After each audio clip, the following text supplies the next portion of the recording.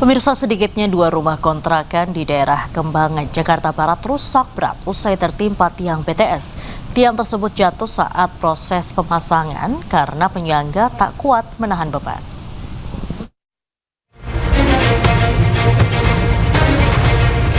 Dua rumah kontrakan di Jalan Kiai Hashim Pondok Cabe, Kembangan, Jakarta Barat porak-poranda akibat tertimpa tiang BTS.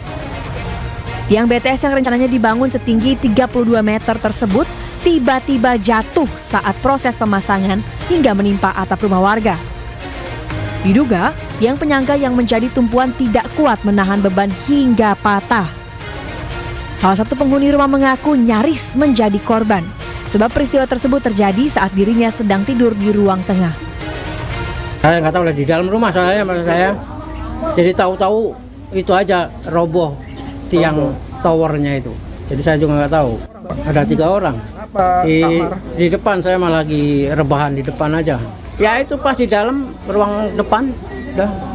Tiba-tiba roboh aja. Iya, tetap roboh aja. Kita juga Bapak sempat kena nggak, Pak? Enggak sih, enggak kena saya. Ya hancur itu lah, nggak apa. Motor ada yang Motor ya itu motor aja kena. Ada 2 kontrakan ini. Tidak ada korban jiwa dalam peristiwa ini, namun salah seorang penghuni rumah mengalami luka ringan dan telah mendapatkan perawatan medis. Untuk sementara waktu, proyek pemasangan tiang BTS dihentikan. Kasus ini pun tengah ditangani oleh Polsek Kembangan. Dari Jakarta, Miftahul Gani melaporkan. Pemirsa, Pemprov Jakarta kembali menggelar event Lebaran Betawi. Perayaan digelar selama 3 hari di Lapangan Banteng, Jakarta Pusat.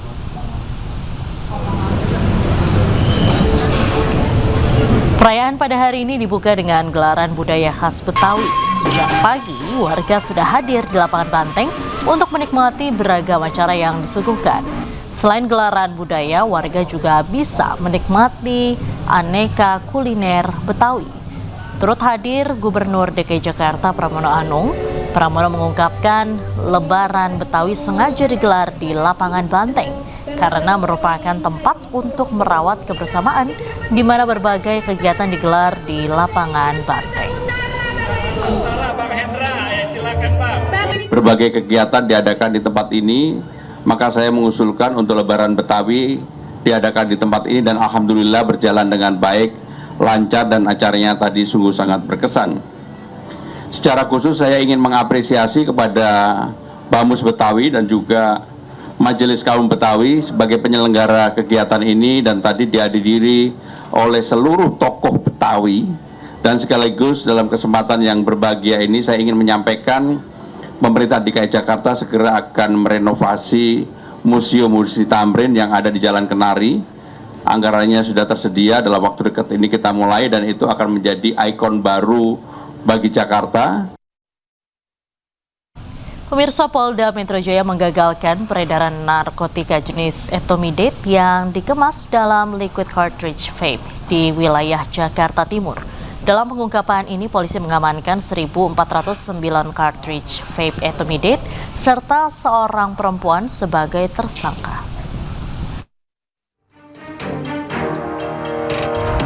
Pengungkapan kasus dilakukan Direktorat Reserse Narkoba Polda Metro Jaya melalui Unit 5 Subdit 3 yang dipimpin Kasubdit 3 AKBP Ade Chandra.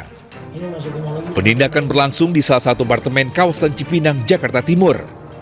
Kasus berawal dari informasi masyarakat terkait dugaan aktivitas peredaran narkotika di sekitar lokasi.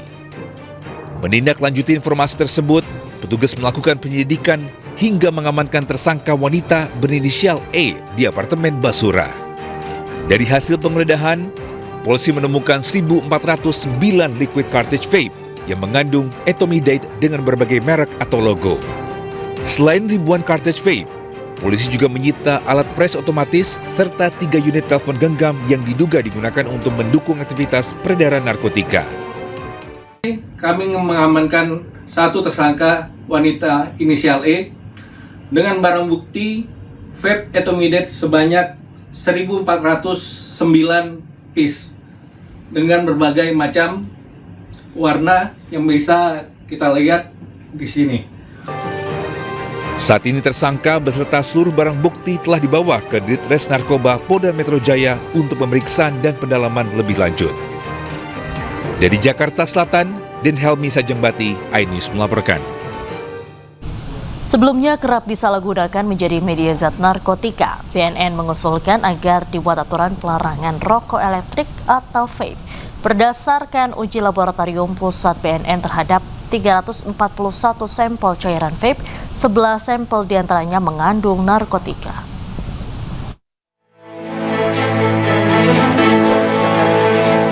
Badan Narkotika Nasional usulkan kepada DPR RI supaya peredaran vape atau rokok elektrik berbasis cairan dilarang di dalam negeri. Usulan ini muncul karena sejumlah jenis liquid vape kerap disalahgunakan untuk menyelundupkan narkotika.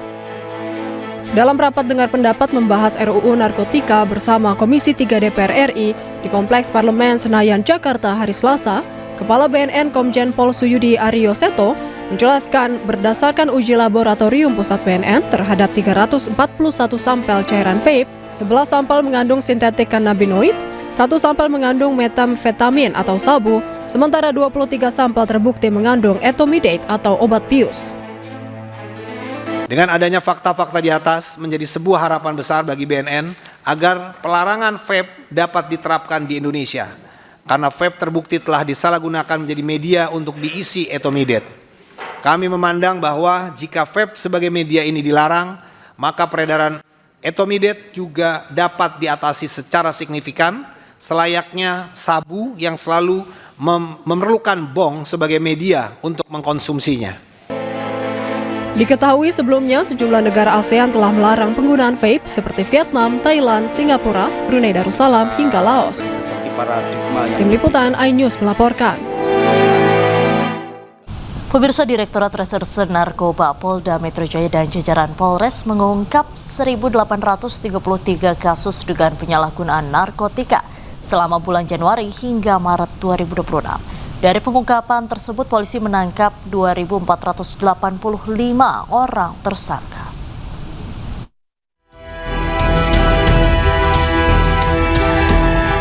Sejumlah kurun waktu 3 bulan terakhir, Polda Metro Jaya dan Polres jajaran telah mengungkap pelaku peredaran narkoba dan penyalahgunaan sebanyak 1.833 kasus dan telah mengamankan 2.485 orang tersangka. Dari tersangka yang diamankan, peran masing-masing antara lain adalah 9 sebagai produsen, 972 selaku pengedar, dan 1.504 tersangka merupakan pemakai atau pecandu. Dari jumlah tersangka sebanyak 2.283 laki-laki, 202 perempuan, 14 orang warga negara asing, dan 7 orang anak-anak. Khusus untuk anak-anak akan dilakukan penyembuhan rehabilitasi proses restoratif justice. Adapun pengungkapan selama 3 bulan itu, polisi menyita barang bukti sebanyak 712,1 kg. Barang haram tersebut langsung dilakukan pemusnahan usai jumpa pers.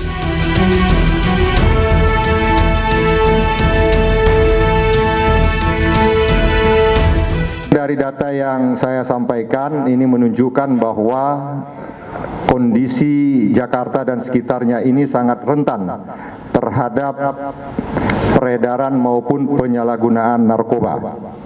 Ya, baik di desa atau di tempat-tempat terpencil maupun di kota, baik dewasa maupun anak-anak, dalam berbagai profesi pun semuanya rentan terhadap bahaya narkoba. Dari keseluruhan barang bukti yang disita, bila dikonversikan dengan nilai jual barang bukti di pasaran gelap, maka Polda dan Polres telah menyita sebesar 280 miliar rupiah. Tim Liputan iNews melaporkan.